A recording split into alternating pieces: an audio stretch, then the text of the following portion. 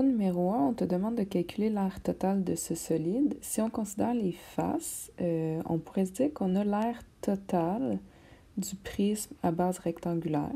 Mettons la totale. Mais il faudrait lui enlever le disque qui est ici. Okay? Donc, moins l'aire d'un disque. Si on a peinturé les faces latérales, plus les deux bases rectangulaires, moins le disque ici, ce qui nous resterait à peinturer aussi, ce serait l'aire latérale du cylindre, plus l'aire du disque qui est ici.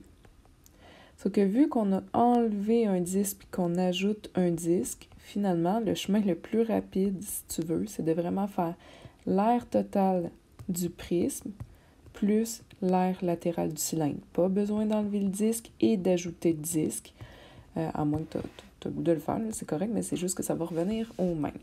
Donc, j'irai avec, premièrement, l'aire totale du prisme. L'aire totale du prisme, j'irai avec la base fois 2, donc 2 fois l'aire de la base, plus l'aire latérale, ça veut dire ce rectangle-là 2 fois et ce rectangle-là 2 fois, plus l'aire latérale. Donc, la base, vu que c'est un rectangle, je substitue mon aire de base par la formule BH.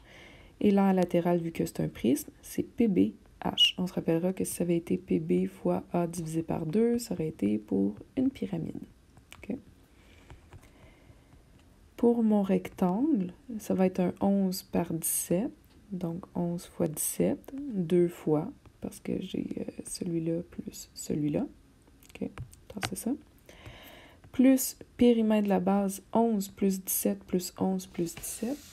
Donc 11 plus 17 fois 2, ça nous donne 56 cm pour le périmètre de la base.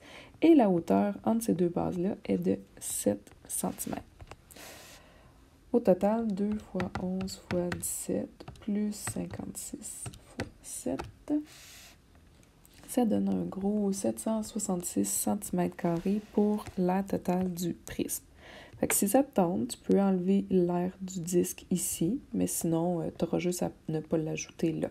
Fait que moi, deuxième étape, j'irai tout de suite à l'aire latérale de mon cylindre. Un cylindre, c'est comme un prisme, c'est PBH, mais j'irai avec 2 pi r pour le périmètre, donc la circonférence fois la hauteur. On a 2 fois pi fois un rayon de 4 fois la hauteur du cylindre de 5. Si on y va précis, on a 40 pi centimètres carrés.